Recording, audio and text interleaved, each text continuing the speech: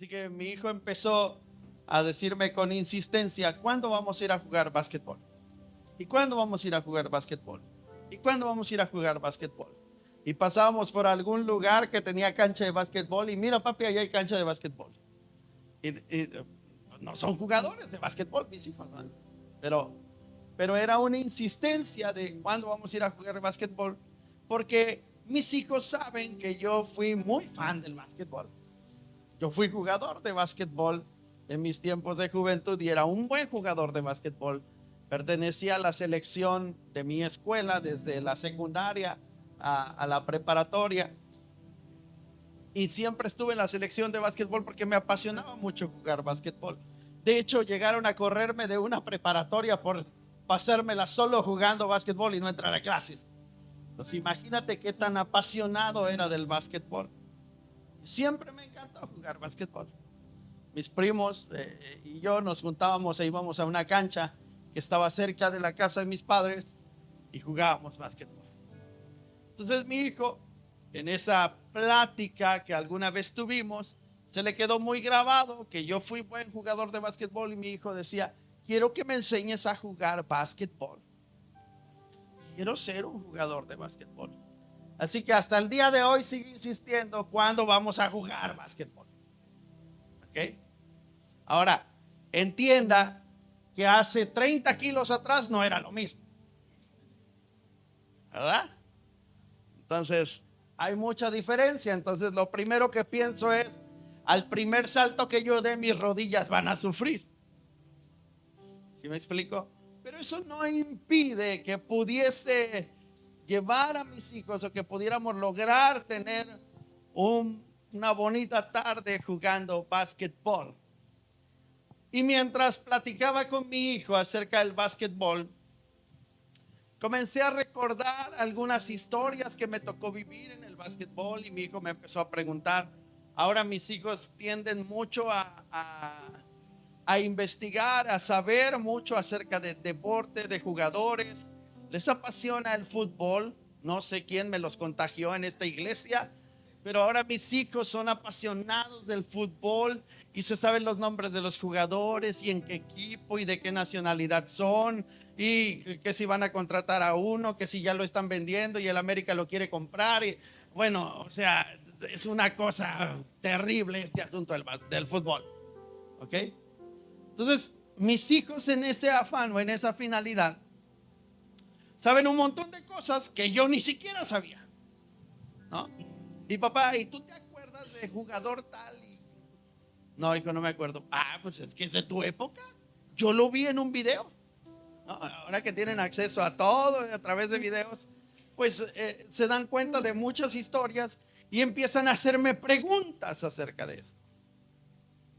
Y me encanta porque te das cuenta que en cada etapa y en cada historia siempre ha habido personas protagonistas de esa temporada de historia. ¿Sí, no?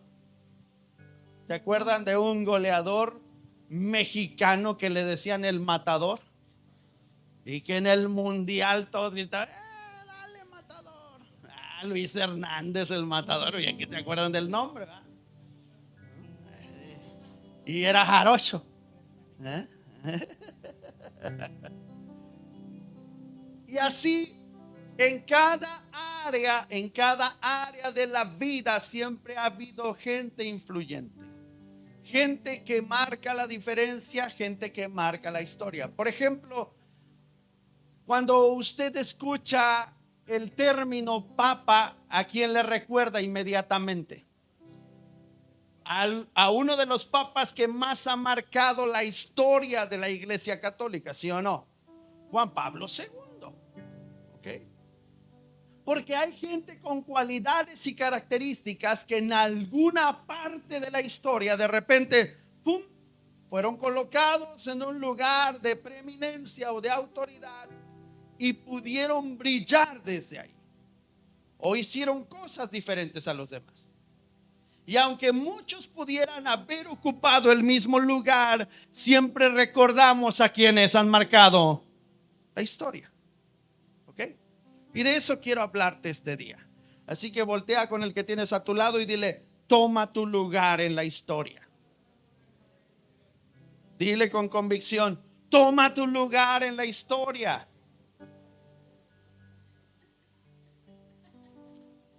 Abra su Biblia en la segunda carta del apóstol Pedro, capítulo 1. Segunda carta del apóstol Pedro, en el capítulo 1, versículo 3 en adelante. Y vamos a leer lo que Pedro trata de transmitirnos en esta carta.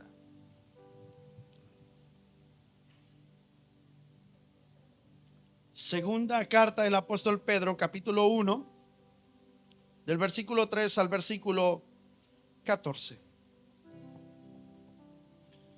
Y dice así la palabra del Señor: como todas las cosas que pertenecen a la vida y a la piedad nos han sido dadas por su divino poder. Dígale a alguien, todo lo que tienes es dado por Dios.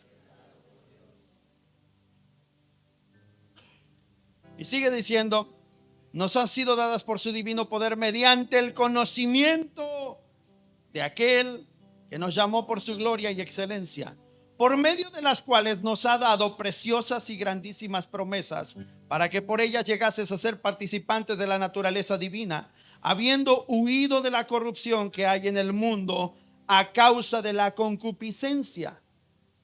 Dígale al que está a su lado, del pecado se huye. ¿Ok?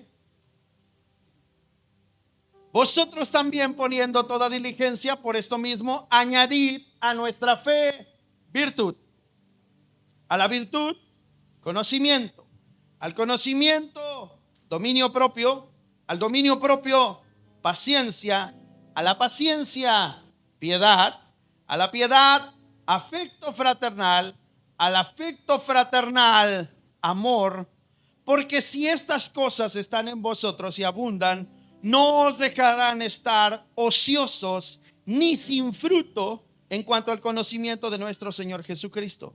Pero el que no tiene estas cosas tiene la vista muy corta y es ciego, habiendo olvidado la purificación de sus antiguos pecados. Por lo cual, hermanos, tanto más procurad hacer firme vuestra vocación y elección, porque haciendo estas cosas no caeréis jamás.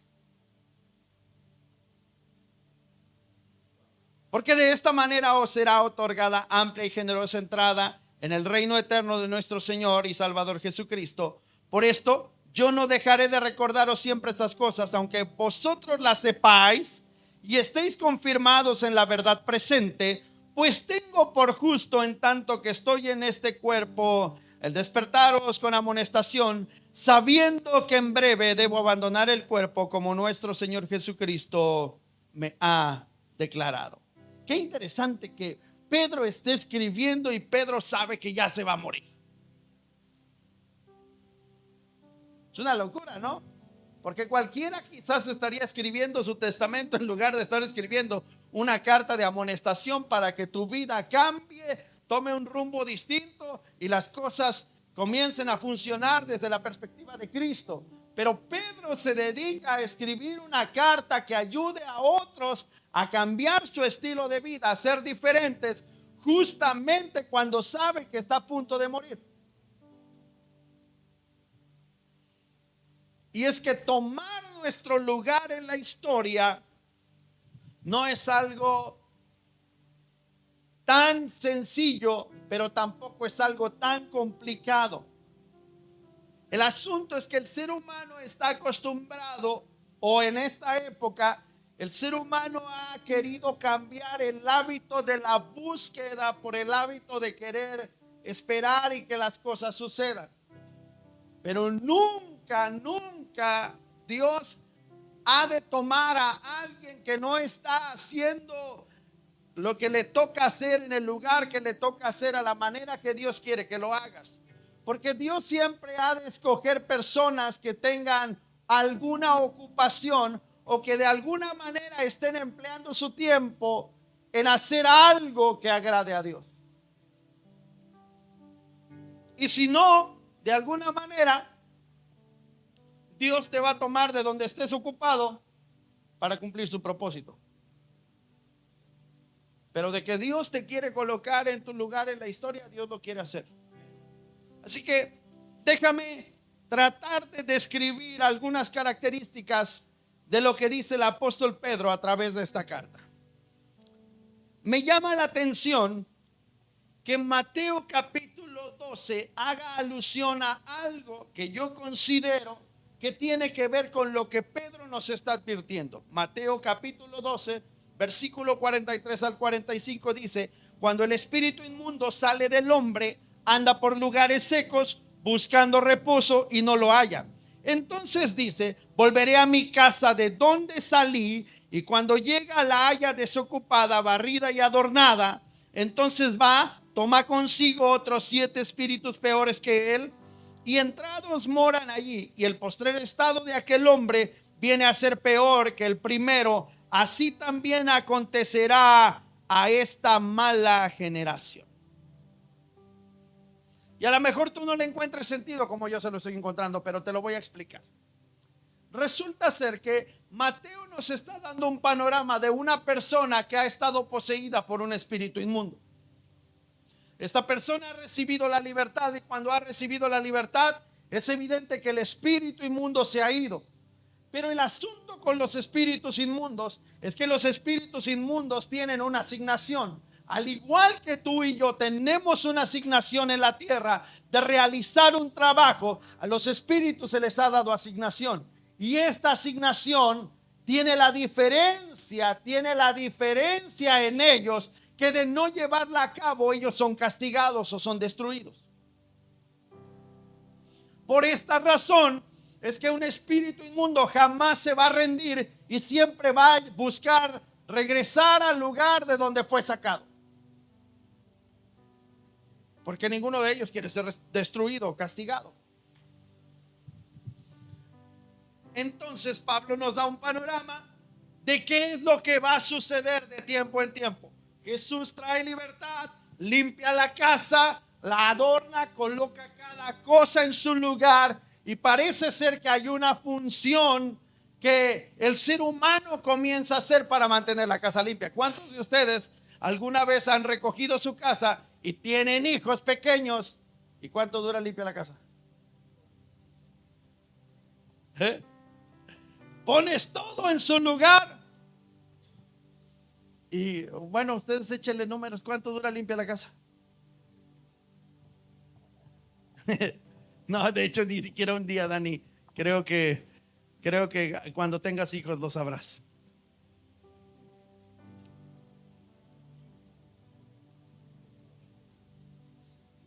¿Verdad que ni siquiera un día? Que dicen las mamás.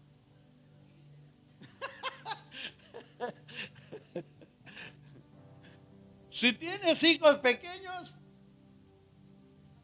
es más, te lo pongo de esta manera: no has terminado de limpiar un área de la casa cuando la que ya pensabas que estaba lista otra vez está desordenada.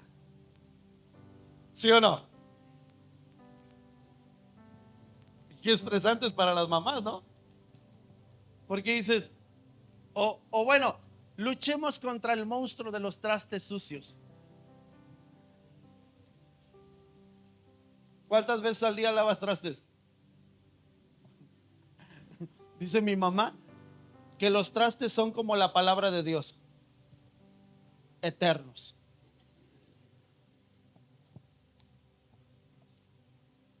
Apenas ves la tarja vacía y no tarda en que el niño ya fue y tomó agua y ya hay un vaso ahí, ¿no? Y lo lavas y viene el otro y echa una cuchara que acaba de usar. Y lo lavas y viene... Y total que siempre hay algo que lavar. Siempre hay algo que hacer. Bueno, este asunto de mantener una casa limpia tiene que ver con ¿qué? Con un trabajo constante, ¿no? Si en lo natural tener una casa limpia requiere de un trabajo constante, ¿cómo crees que sea en el sentido espiritual? Ya me vas entendiendo, ¿ah? Imagínate, pretendemos que nuestra casa permanezca limpia, pero venimos una vez a la semana a la iglesia. Hello. ¿Eh? Limpias una vez a la semana tu casa. Hola. Ay, no, pastor, es que yo trato de mantener todo limpio.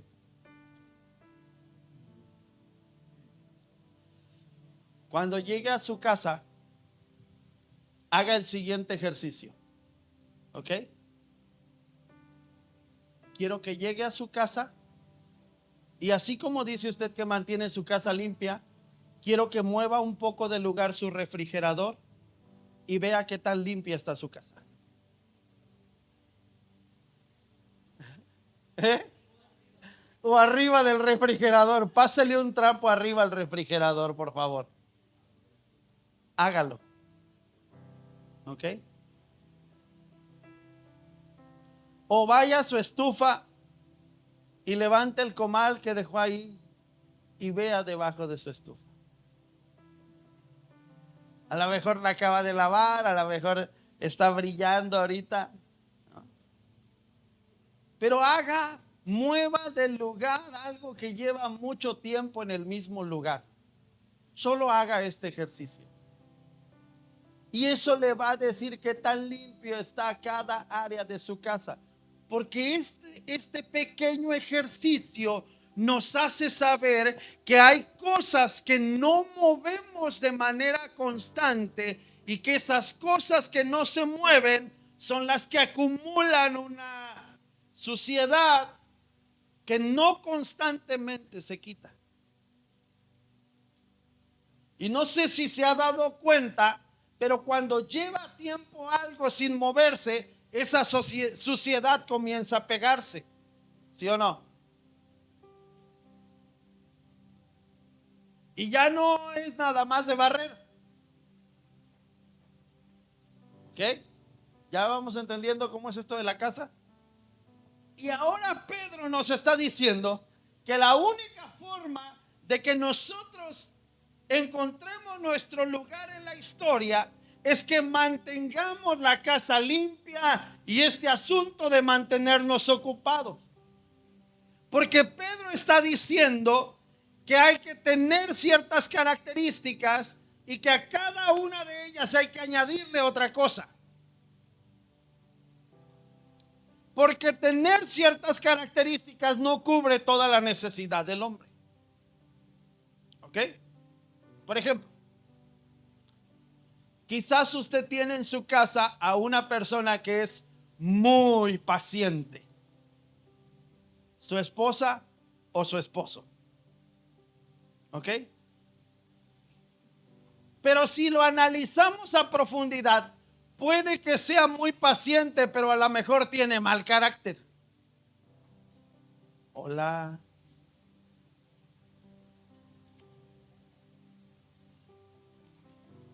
O al revés, puede que sea un pan de Dios que no tiene mal carácter, que es todo amor. Es de esos que para todo utilizan, sí mi vida, sí mi amor, no te preocupes. Y de ese tipo de personas, ¿no? Pero no pasa de que no levante ni siquiera un plato en su casa. Es bien desordenado, desordenada. Hola. Como que algunos están así como que yo los estoy viendo así las parejitas así. No sé si tienen un tic o algo les está pasando, pero nada más veo que levantan los bracitos así. Entonces, este asunto de mantener ocupada nuestra mente, nuestro corazón, nuestro trabajo de mantener limpia la casa tiene que ver con practicar este tipo de cosas que nos está aconsejando el apóstol Pedro. Y entonces, este hombre del cual nos platica el libro de Mateo, ponlo ahí porque se va a caer, recibe una gracia para ordenar su casa que sin lugar a duda el espíritu inmundo cuando salió de esa casa la dejó hecha un desastre. ¿Sí o no? Cuando venimos a Cristo y venimos en una condición de pecado, nuestra casa interna, nuestro corazón está hecho un desastre. Todo está fuera de lugar, los sentimientos, el corazón roto. No tenemos ni siquiera planes de prosperar, no tenemos ánimos de nada. Es más, no tenemos ni siquiera visión. Llegamos hasta sin deseos a lo mejor de hacer nada, ya con el corazón rendido, y decimos, pues es que ¿qué? O sea, no entiendo qué está pasando con mi vida, porque eso es lo que ocasiona el pecado. Y más cuando hay un espíritu que se está manifestando en nuestra vida, llámese como se llame, enfermedad, suicidio, muerte, depresión, soledad, cualquier clase de espíritu ocasiona un desorden, y este desorden desequilibra nuestra vida. No te puedes concentrar en lo que haces, no das resultados, todo el tiempo estás cansado, te sientes agotado, agobiado, presionado, no puedes dormir, etcétera. Entonces eso significa que hay algo que está desordenando lo que Dios hizo ordenadamente. Y no puedes disfrutar de tu vida así. Entonces Pedro empieza a aconsejarnos y nos dice, hay algo que tienen que hacer, y este asunto tiene que ver con ordenar. Vosotros poniendo toda diligencia, tienen que añadir a la fe virtud. ¿Y qué significa diligencia? Significa que cuando Dios te está pidiendo algo, tienes que hacerlo ya. Dile al que está a tu lado, cuando Dios te pide algo, es para hoy, no para mañana. Y esta mala costumbre del ser humano de querer postergar todo, ¿sí o no? Bueno, mañana, pero sí lo voy a hacer, pero mañana. Nos parecemos mucho a Faraón con las ranas, ¿no? Llega Moisés y Faraón le dice a Moisés, Moisés, ya quita estas ranas de nuestra tierra. Y le dice Moisés, fíjate la pregunta de Moisés, ¿cuándo quieres que se vayan? ¿Y qué dice Faraón? Mañana.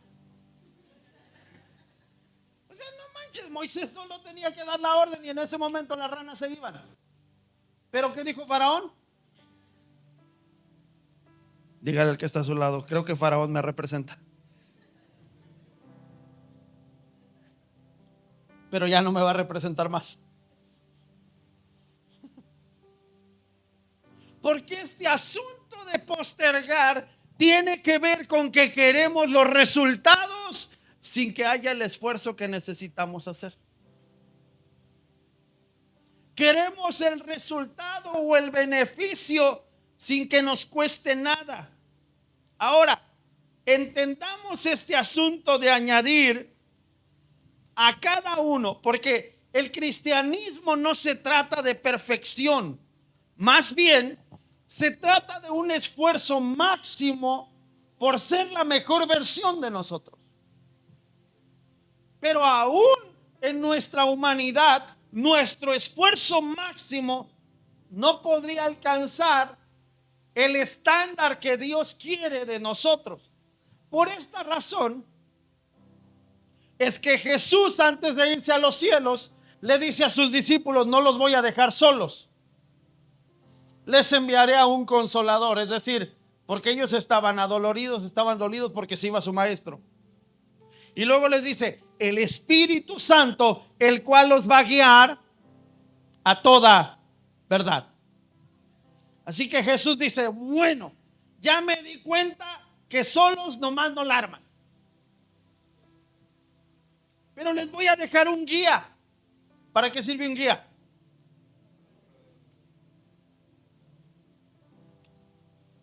Me encanta porque un guía tiene muchas funciones, ¿sí o no? ¿Alguna vez han ido de vacaciones y han tenido que contratar un guía? ¿Cuántos han ido a Chichén Itzá? ¿No? Necesitan ir. ¿De veras? ¿En serio? Lo estoy diciendo en serio. Deberíamos de rentar un autobús y largarnos de aquí.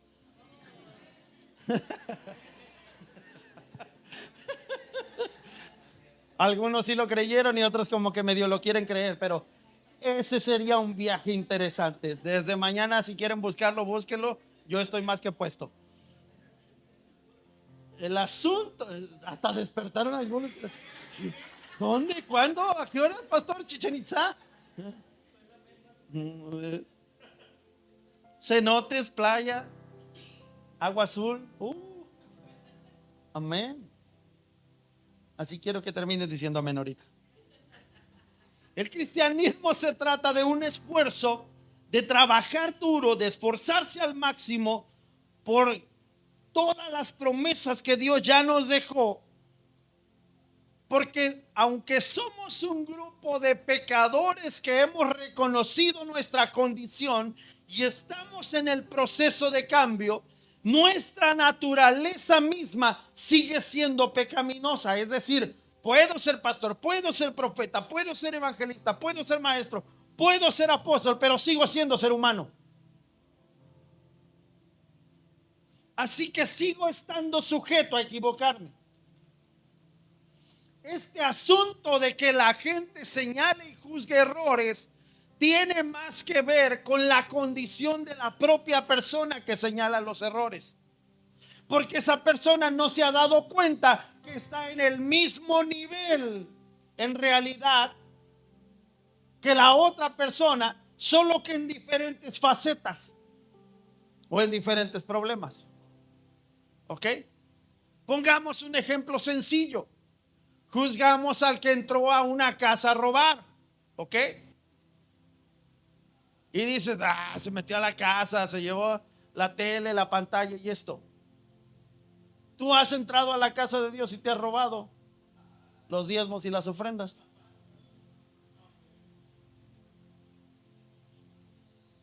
¿Quién amerita más castigo?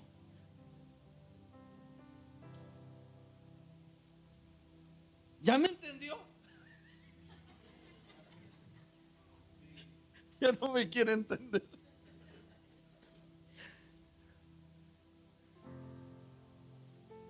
¿Me explico? El trabajador llega tarde, recibe el castigo, ¿no? Llegó tarde, le vamos a descontar tanto de su salario. Tú llegas tarde a cada reunión y Dios no te descuenta de tu salud. Te sigue dando fuerzas. Y a lo mejor tú digas, no, pero es que es una responsabilidad, pastor. Sí, precisamente así quiero que lo veas, como una responsabilidad. Así como puedes ver en tu trabajo una responsabilidad, tienes que ver el compromiso que hiciste con Dios cuando le dijiste, entra en mi corazón y sé Señor de mi vida. Porque si Él es tu Señor, tú ejerciste en ese momento la responsabilidad de cumplir lo que Él te diga. Ya, se acabó el amén. Voy a tener que hablar de Chichén Itzá otra vez para que vuelvan a decir amén, porque este asunto ya se está tornando medio tenso y tétrico. Nos esforzamos por complementar nuestra fe, pero nuestra fe tiene que tener características que son importantes en ella. ¿Qué dice el apóstol Pedro? Poniendo toda diligencia, añadida a nuestra fe, ¿qué? Virtud.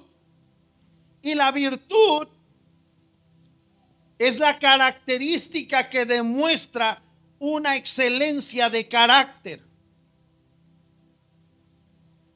¿Cómo que una excelencia de carácter? Eso es virtud.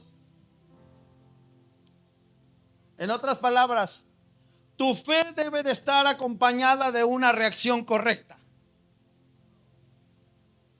¿Ok?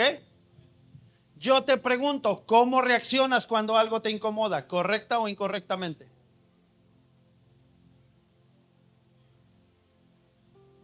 Hola, contéstenme, no sean así, no me dejen solo.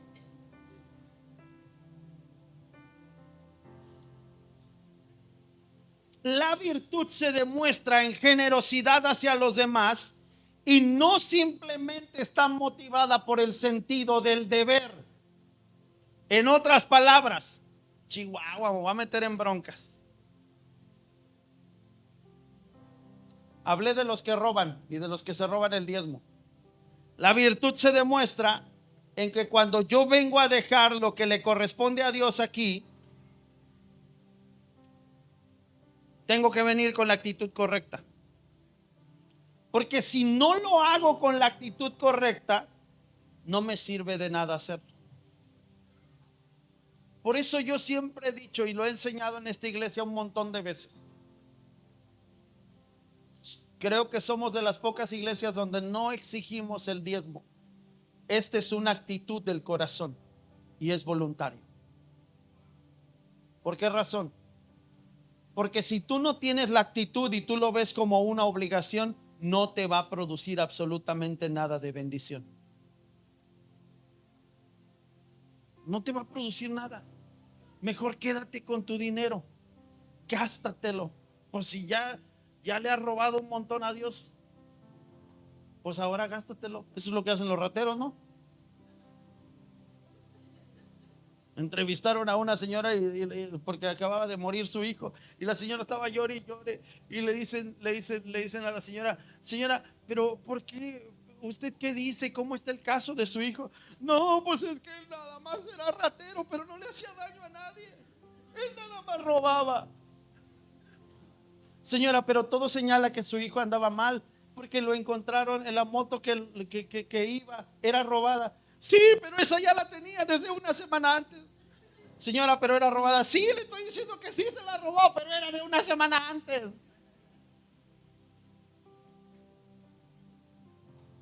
O sea, si te das cuenta que una condición de pecado nos lleva a acostumbrarnos a ella y a ver el pecado como parte de nuestra vida, lo hace ver parte de nosotros.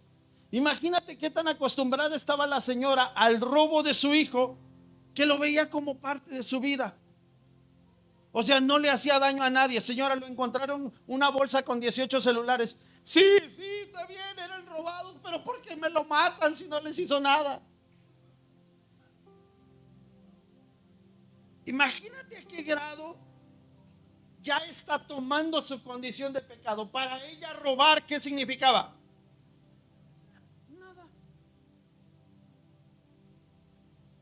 Por esta razón es que Pedro dice que a la fe, cuando creemos en Dios, no es suficiente con solo creer. Es necesario que el carácter sea forjado para que la fe tenga sentido. ¿Sí me explico? Imagínese, yo le digo a usted, aprenda a ser manso, hermano, fíjese que... Y de repente viene alguien y me la hace de bronca aquí afuera y nos agarramos a golpe. Y le acabo de predicar de que aprenda a ser manso. Imagínese. ¿Qué pensaría usted de mí? Ay, nada, son bien puros y santos ustedes. Ay, gracias, Señor, por esta iglesia santa que me diste. Jamás pensarían mal de su pastor. Nunca, nunca dudarían de él. No se haga. ¿Cuántas veces ha pensado mal de mí? Si lo estoy diciendo de frente.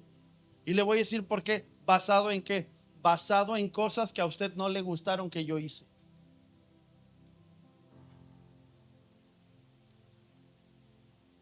¿Sí o no? El otro día una persona me escribe y me pide consejo y le doy el consejo y me dice, yo esperaba que me dijera otra cosa.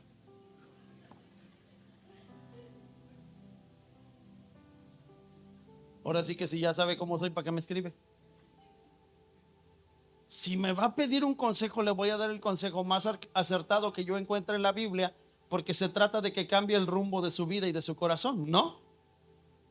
Si lo que quiere es que lo haga sentir bien, pues no, pues mejor hable a Huerta del Mercado o a Moni Vidente. Pues sí, porque ellos sí le van a decir, haga esto, siéntase bien, mire, vienen cosas maravillosas para usted. Yo le voy a decir lo que es conforme a la Escritura. Si hay algo que hay que ordenar, si hay algo que poner en su lugar, eso es lo que le voy a decir. Añadir a vuestra fe virtud, y a la virtud, ¿qué dice? Conocimiento.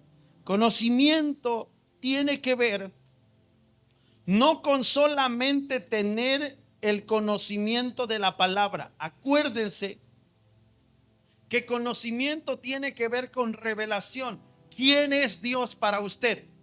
No es lo mismo conocer al Dios que sana que haber experimentado la sanidad del Dios que sana. ¿Verdad que no es lo mismo?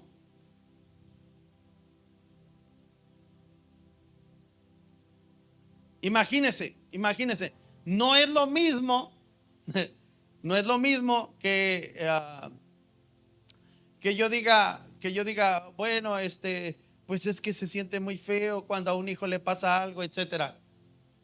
A que Patty venga y nos enseñe y nos diga, no sé cómo describir lo que sentí cuando mis hijos estaban enfermos. ¿Verdad que no es lo mismo? No es lo mismo tener a un hijo en el hospital que decir, Dios lo va a sanar desde afuera. ¿Verdad que no? No es una igual. No es lo mismo orar por alguien que está enfermo de cáncer a venir y decir, oren por mí porque me dio cáncer. No es lo mismo. Es un sentir totalmente distinto. Es una posición totalmente distinta. Y la única forma de poder ver a Dios a través de esas cosas es el conocimiento. Y el conocimiento tiene que ver que cuando tú experimentas algo, ahora sabes quién es tu Dios. Eso es conocimiento. No habla de conocimiento intelectual, porque hay un montón de gente que sabe de Dios, pero no conocen a Dios. La pregunta es, ¿tú eres de los que saben o de los que lo conocen?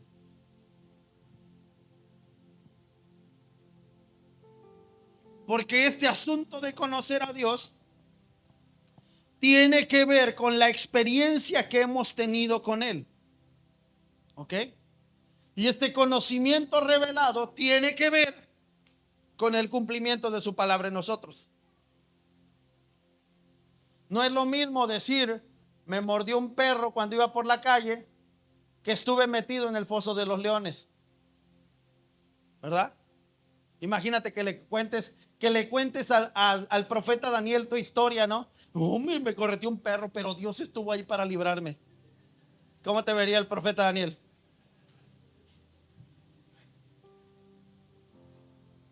El tamaño de tu testimonio, ¿no? Y Daniel así viéndote así como que, fíjate qué suave.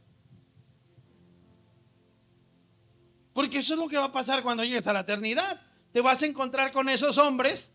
Imagínate decirle a Sadrach, Mesach y Abednego, no hombre, y luego hicimos una fogata. Y no hombre, estaba bien fuerte el fuego. Y nos acercamos ahí, mejor nos alejamos. Sadrach, Mesach y Abednego viéndote así como que estaba bien fuerte el fuego.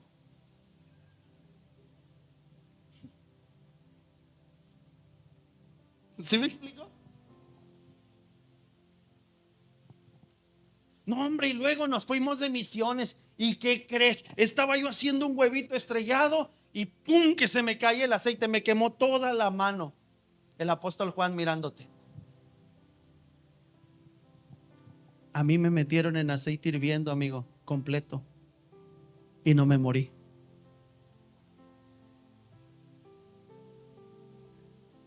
¿Verdad que no es el mismo conocimiento? Tú dando gracias a Dios porque, ay, me salvó mi mano. Mira, me quedó media cucha, pero se me salvó. Y el apóstol Juan contando, cuando la gente quiso deshacerse de mí, cuando no quisieron que hablara más de Jesús, me metieron en aceite hirviendo y Dios libró mi vida. Y como no pudieron matarme con aceite, me mandaron al exilio. El apóstol Juan. ¿Te das cuenta de la profundidad que tiene el conocimiento? Al conocimiento, ¿qué debemos de añadir? Dominio propio. ¿Por qué? ¿Por qué al conocimiento se le añade dominio propio? Porque cuando más sabes, más quieres señalar. ¿Sí o no? El que más conoce de la palabra, ¿a poco no es el que más señala los errores? Ay, ya, ahora sí, hasta siento que estoy hablando con los ángeles yo, porque nadie quiere contestar. Todos están casi levantando las alas. Entre más conoces, más quieres señalarle los errores a la gente. Por eso al conocimiento le tienes que añadir, ¿qué es el dominio propio? Saber cuándo hablar y saber cuándo callar.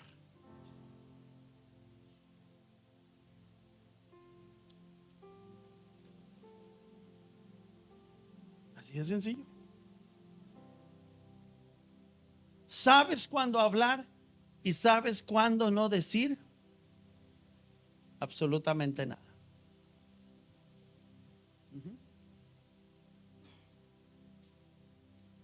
Pero se necesita dominio propio. Porque puede que tú tengas la razón, pero puede que con la persona que estás hablando sea un terco de esos que no entienden de razones. ¿Y qué necesitas? Dominio propio. Porque no le vas a ganar. No volteen a ver a sus esposas. ¿Okay? No le vas a ganar. Dijo el apóstol Manzano, hablando de esposas, dijo el apóstol Manzano, ¿qué quieres? ¿Tener la razón o ser feliz?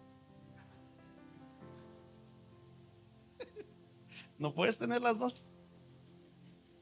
Me encantó su consejo. ¿Qué quieres? ¿Tener la razón o ser feliz? Elige lo que más te convenga, ¿eh? Porque si quieres tener la razón, va a estar cañón que le ganes. ¿Mm? Elige ser feliz. Es el consejo que te doy porque tu amigo Eliseo soy.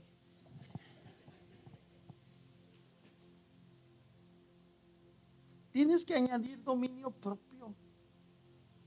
Porque tienes que aprender cuándo tener el control sobre ti mismo. De hecho, el enemigo más grande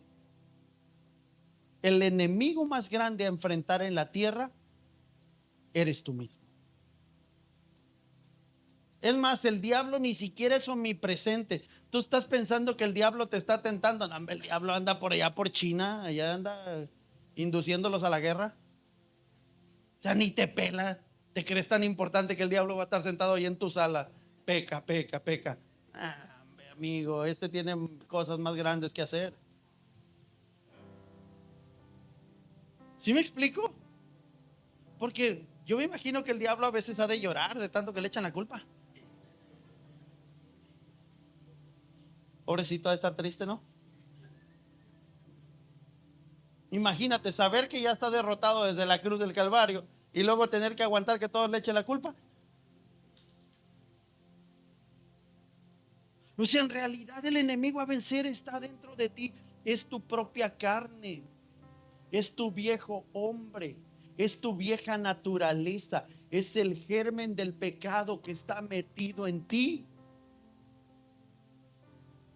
El diablo nada más manda ideas, tú te encargas de desarrollarlas. ¿A poco no?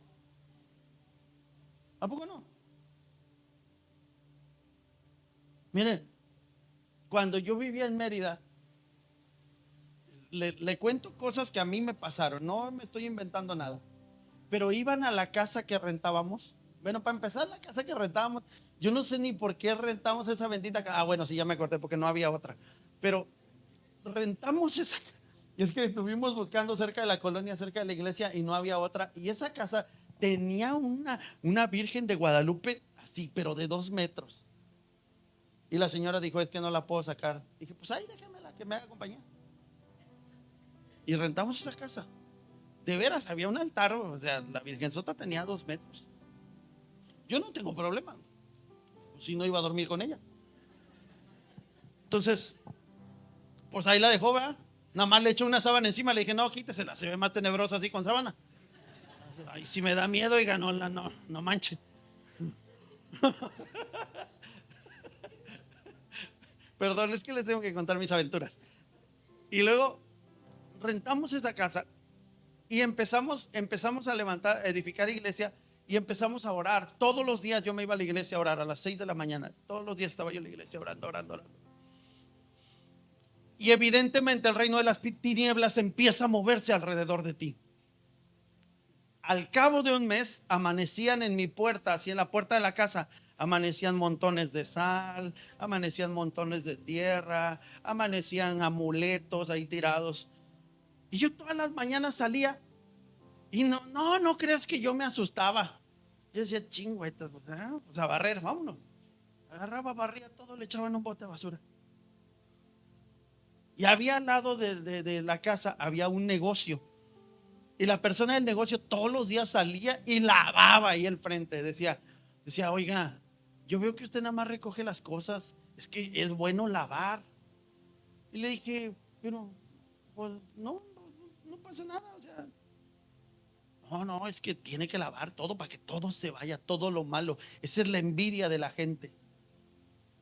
Y le dije, pues nomás, eso no tiene poder contra mí. No le temo a eso. Le digo, pero gracias por la recomendación. Entonces, yo recuerdo que esto era muy, muy constante. ¿Ok? Pero la gente tiende a ser demasiado aprensiva y a no tener ni dominio propio, ni conocimiento de Dios, ni nada de eso. ¿Ok? No faltó la hermana que me dijera, ay, pastores, que le están haciendo brujería. Yo le dije, pues sí, desde el primer día me di cuenta. Ay, pastor, no, es que a lo mejor debería de cambiarse de casa. Pues es que yo no tengo ningún problema. Mientras la Virgen no se mueva, no hay bronca. Y tómala que un día, ¿qué crees?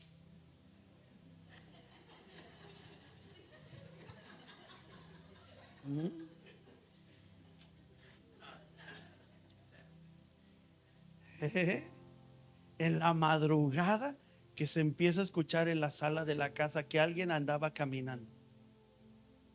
Y como los encargados de la iglesia, pues éramos jóvenes y solteros, éramos yo y otro chavo más, un poco mayor que yo, pues éramos los encargados de la iglesia. Me dice él, ¿sales a ver quién es? Bueno, sal tú. ¿Sales a ver quién es? Pues si yo me acuerdo que yo cerré todo. Y allá anduvo caminando. ¿Usted sabe por qué la Virgen siempre está parada? Porque se fue a la villa y perdió su silla. Por eso anduvo caminando toda la noche.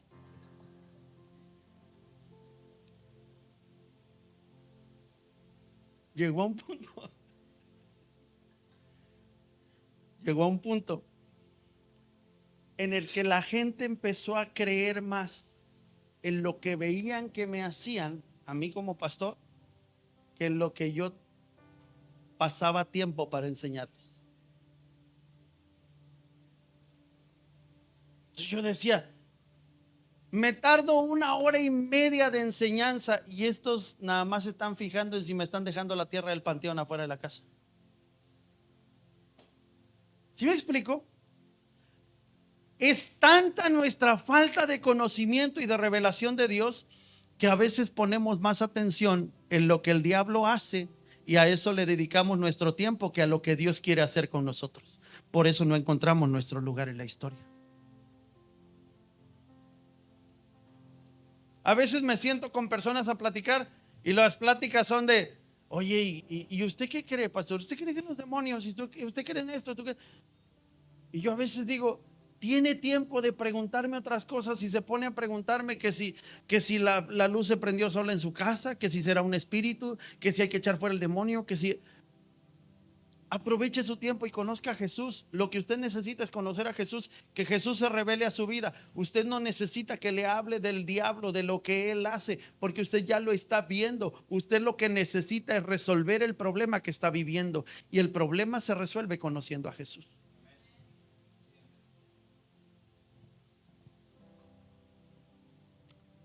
Añadir a vuestro dominio propio firmeza. ¿Ok? ¿Por qué? Al dominio propio, ¿qué tenemos que añadir? Paciencia o firmeza. Paciencia es la capacidad de perseverar o de resistir. Y esta se refiere a que las cosas siempre van a suceder en el tiempo de Dios y no en el mío. ¿Se acuerdan? El jueves tuvimos un mensaje, los que no vieron los jueves se lo pierden, pero el jueves tuvimos un mensaje donde aprendimos por qué necesitamos a Dios. ¿Ok? ¿Por qué necesito a Dios? Porque Él tiene dominio del tiempo. Dios no está sujeto al tiempo. La Biblia dice que Él es eterno.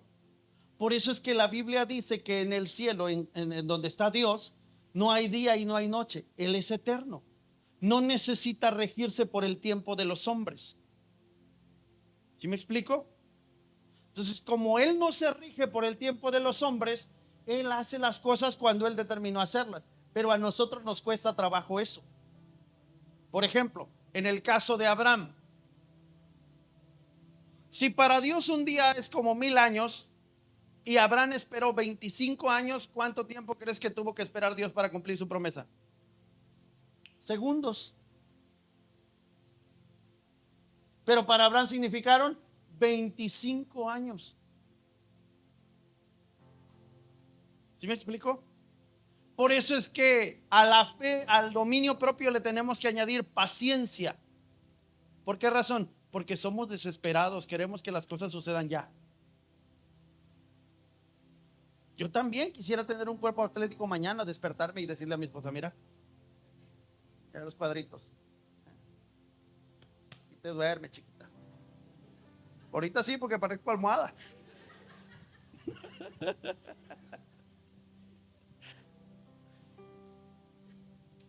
Pero requiere de tiempo, ¿sí o no?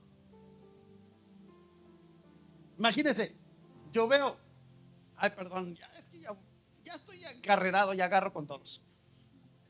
Imagínense, yo veo a los que juegan fútbol, ¿verdad? Profesional, y veo que le pegan al balón y lo mandan hasta el otro lado del campo. Pero voy a ver a los redimidos. Ay, bendito Dios.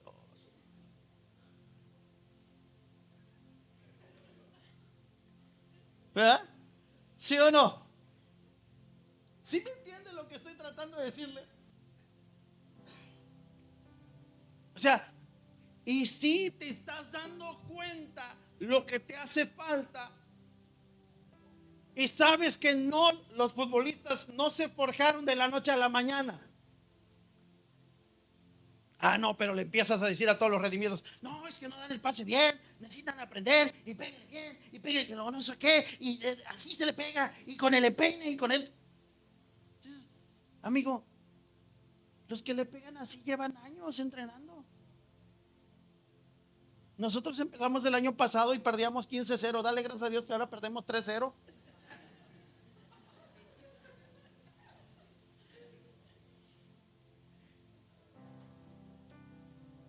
Paciencia. Si tú le pegas bien al balón es porque ya llevas tiempo haciéndolo, ¿no? Tenle paciencia a los que no saben. Y lo mismo hacemos en la iglesia. Quisiéramos que todos fueran obedientes, que todos los hermanos agarraran la onda a la primera, que todos funcionaran y que cuando les llamas a trabajar, todos estuvieran ahí bien puestos, así como tú. Hermano, tienes 15 años en la iglesia. Y de hecho hay unos que tienen menos y te ganan. Porque los de 15 ya están así como que, ¿eh? Bueno, los de 14, porque apenas cumplimos 14 este año. Y añádele a tu fe paciencia, la paciencia, piedad. La piedad es una demostración de la reverencia y de la lealtad que le tenemos a Dios.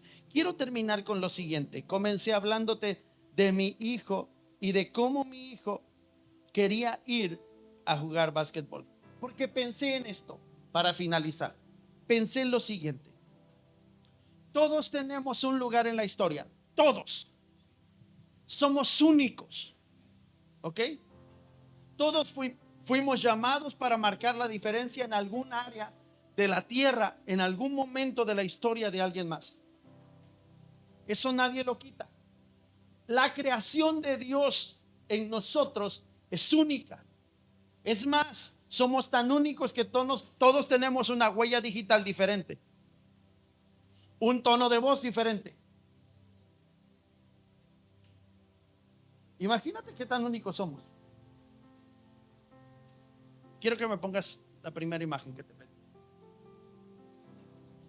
¿Sabe quién es ese cuate?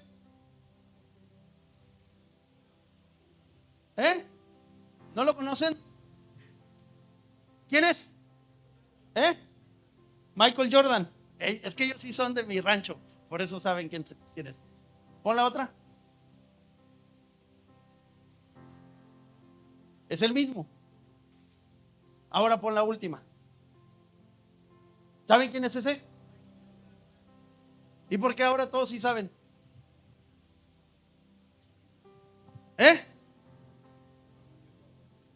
Porque ahora todos sí saben quién es.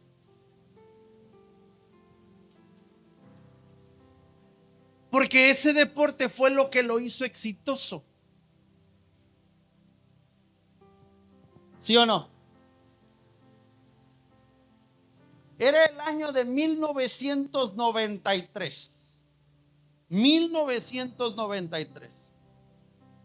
En 1990 más o menos, Michael Jordan era un excelente jugador de universidad. Era un jugador universitario, ya encaminado a ir hacia la NBA. ¿Ok?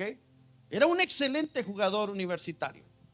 Ya tenía todas las cualidades para participar en la NBA y de hecho ganaba en la universidad, ganaron muchos torneos y algunos otros los perdió porque no alcanzaba todavía su máximo nivel, su máxima capacidad. Pero el sueño de Michael Jordan era ser beisbolista.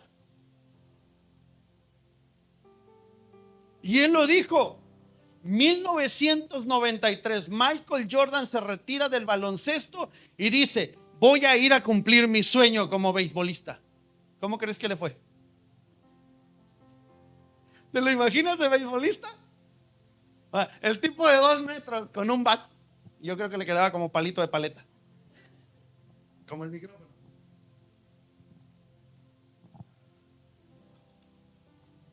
Puede que todos pensaran: no manches, ¿quién lo va a alcanzar? Es una gacela, las piernotas que tiene para correr. Pues no le fue bien en el béisbol. No tuvo éxito, no ganó nada. Le empezaron a aconsejar alrededor de él y le dijeron: no manches, amigo, tú no estás hecho para el béisbol. Yo hice eso una vez con mis hijos. Andaban tercos: y es que el fútbol, y es que esto y aquello. Y un día le dije a mi esposa: los voy a llevar a un equipo para que se les quite la idea. Porque yo ya los había visto pegarle un balón. No estoy diciendo que no pudieran lograrlo, pero hay cosas para las que fuiste diseñado. Y yo le decía a mi hijo mayor: mi hijo, tú agárrate la guitarra, el piano, la batería. Tú eres bueno para la música. ¿Para qué quieres hacer el fútbol? No, es que algún día voy a ser un jugador exitoso. Un día le dije a mi esposa: ven para que lo veas. Ven, tienes que ir conmigo. Mi hijo parado ahí en el campo. Pásala. Hombre, corre. ¿Cuál pásala? Ni que fueras el Chicharito Hernández. Ay, perdón. Les pegué a su ídolo. Michael Jordan fue dotado para el baloncesto. Eso ya estaba determinado en él. Pero ¿sabes? Michael Jordan, en julio de 1993, falleció su papá. Y movido por el sentimiento de haber fallecido su papá, pensó que era su momento para buscar su sueño y ser feliz. Pero no se dio cuenta que su diseño decía otra cosa. Este asunto de los sueños, de buscar ser feliz con tus sueños sin entender cuál es tu lugar en la historia, te puede costar muy caro. Porque si usted me pregunta cuál era mi sueño, yo le voy a decir que mi sueño era ser un profesionista exitoso. Primero dije: voy a ser el mejor ingeniero del país. Y Dios me dijo: no, yo te llamé a ser pastor. Y luego dije, bueno, ahora me voy a hacer abogado, pero ya cuando iba a la mitad de la carrera de abogacía le dije al Señor, te voy a entregar mi título porque si salgo de aquí abogado ya estuvo que la voy a regar toda. Y esa es la verdad.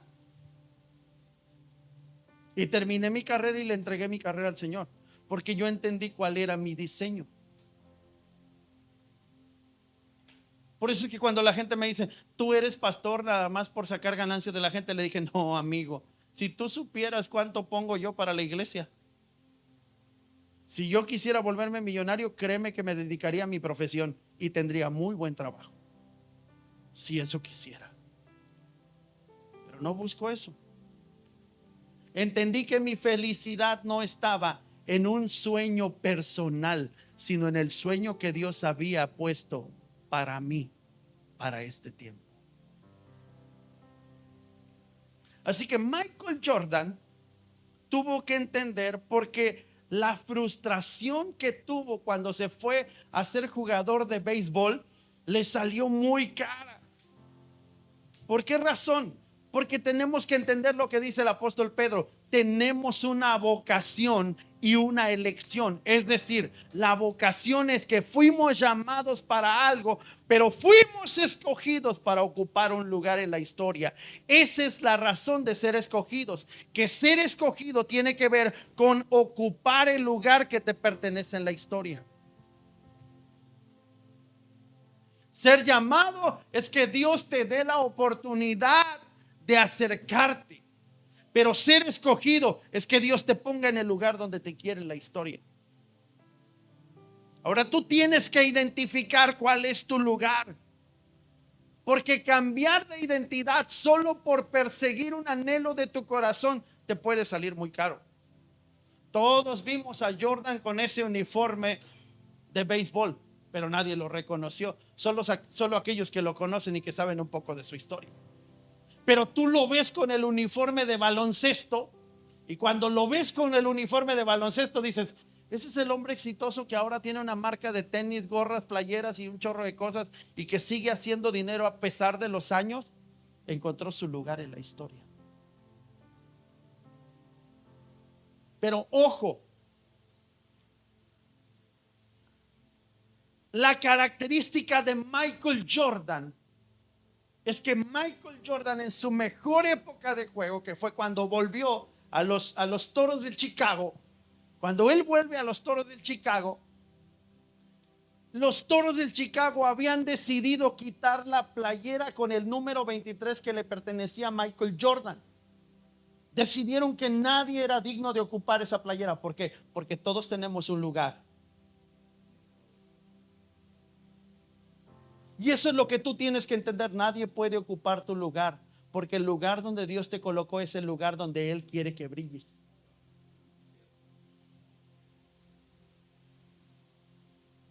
Porque a veces has llegado a pensar, pues hay otros que pueden hacerlo mejor que yo. Pues ya, si yo no estoy, pues alguien más hará mi trabajo. Pues ya mis hijos sabrán lo que hacen. Pues ya pasará, pues ya lo van a tener que superar. No es cierto. Tú tienes un lugar específico en la historia y es el lugar que tienes que ocupar. Cuando Michael Jordan regresa a los Toros del Chicago, le dan el número 45. Y todos le dan el número 45 y se quedan así como que, Jordan jugando con el 45, pues siempre jugó con el número 23. Pero le aplicaron una bien sabrosa a Jordan. Los de su propio equipo le dijeron, ok, sí, el número 23 es el que te hizo ser quien eres. Pero ahora, para poder ocupar el número 23, hay una multa que pagar porque tú abandonaste tu lugar. ¿Y sabes cuál es el asunto? Que todos queremos volver a la posición que Dios determinó, pero nadie quiere pagar el precio. Y Michael Jordan tuvo que entrarle a Belén cantando. Tuvo que pagar la multa para volver a ocupar el número 23 que le pertenecía. ¿Y qué crees que pasó cuando volvió a ocupar el número 23? ¿Sí o no? Fue el verdadero Michael Jordan que conocieron en el básquetbol universitario. Empezaron a ganar y empezaron a triunfar y empezó a brillar. Y había otro jugador en esa misma época que José también lo debe de conocer. Es que él y yo fuimos basquetbolistas. Este cuate se llamaba Magic Johnson. Era buenísimo, estaba medio trastornado el tipo este. Pero tú jamás viste a Michael Jordan comparándose con Magic Johnson.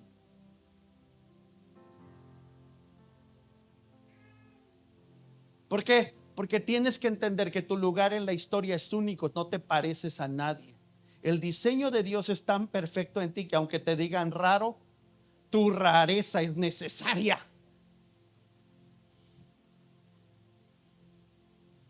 Es tan necesaria que empezaron a surgir jugadores alrededor de Michael Jordan y aunque eran buenísimos, estoy hablando de buenos jugadores, nadie pudo hacer la historia que este tipo ha hecho en el básquetbol. De hecho, hasta hoy nadie ha podido hacer más historia que él.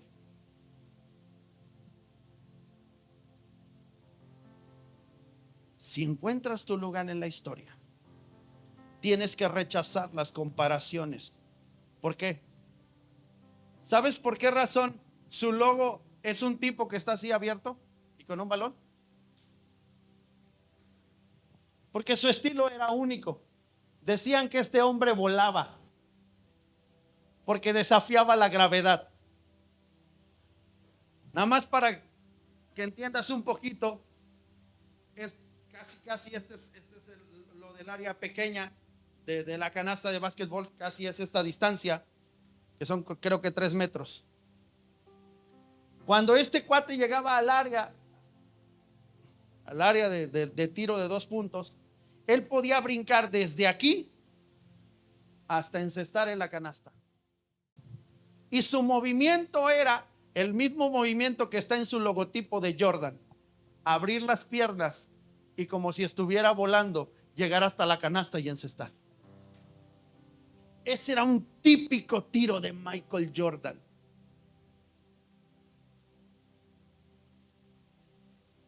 Te voy a decir por qué te estoy diciendo esto.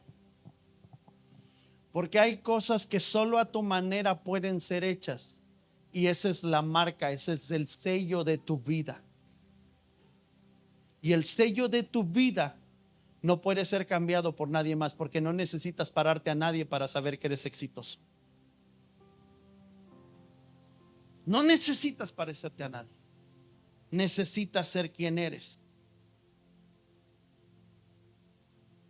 Si te sientes frustrado, si te sientes fuera de lugar, deberías de preguntarte, ¿no será acaso que abandonaste tu posición en la historia y te fuiste al béisbol?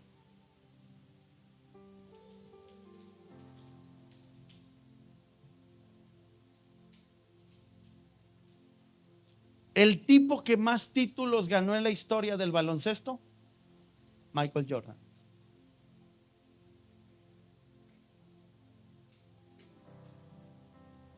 Cuando se retiró, todos dijeron, ¿y de qué va a vivir Michael Jordan? A lo mejor se vuelve entrenador. Y él dijo no.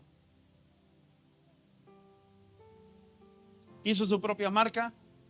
Siguió ganando millones de dólares. Lo sigue ganando hasta hoy. Con su pura marca. Y hace poco estaba viendo un reportaje de él, donde lo entrevistaron. Le hicieron un fraude y perdió cerca de 30 millones de dólares. ¿Ok? ¿Sabes qué hizo? Esa misma semana del fraude, fue a una casa hogar y donó 50 millones de dólares. Puso un colegio que él mantiene, puso un hospital que él sostiene y donó 100 millones de dólares. Dime si no está loco ese tipo. ¿Sabes qué aprendí de eso? Cuando encuentras tu lugar en la historia, lo terrenal deja de ser importante. lo terrenal deja de ser importante y solo te preocupa lo que puedes hacer por los demás. Por esta razón es que cuando lees 10 mandamientos te das cuenta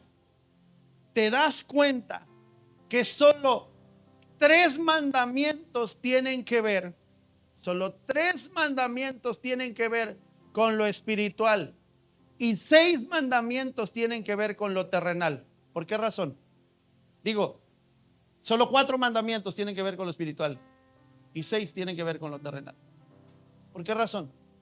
Porque el hombre necesita aprender a cortar con lo terrenal para conectarse con lo celestial. Siempre estamos más conectados con lo terrenal. Por eso no encontramos nuestro lugar en la historia.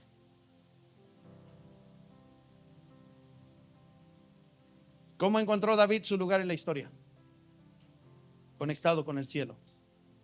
¿Cómo encontró Abraham su lugar en la historia? Conectado con el cielo. ¿Cómo encontró Isaac su lugar en la historia? Conectado con el cielo. ¿Cómo encontró Jacob su lugar en la historia? Conectado con el cielo. ¿Cómo encontró Jesús su lugar en la historia? Si tú analizas la historia de Jesús, es la historia más triste que te puedas imaginar. La última vez que se menciona al papá de Jesús es cuando Jesús se perdió en el templo y tenía 12 años. Se entiende que después de ahí su papá murió. ¿Cómo crees que fue su vida? ¿Y tú te quejas de la tuya? ¿Cómo crees que fue tener que ayudar a su mamá con 7 hermanos más? No fue sencillo. Pero lo ves encontrando su lugar en la historia y diciendo: nada hago por mi cuenta, sino todo lo que veo hacer al Padre, eso hago, porque el Padre y yo una misma cosa somos. Jesús está diciendo lo siguiente: aunque no tuve una figura paterna, ese no es pretexto para perderme, porque tengo un Padre celestial, y mientras yo esté conectado al cielo, todo lo que yo le pida, Él se va a encargar de poner todos los medios y de proveerme todo lo necesario para que así se cumpla. Pero no puedo perder mi lugar en la historia. Ponte de pie, por favor.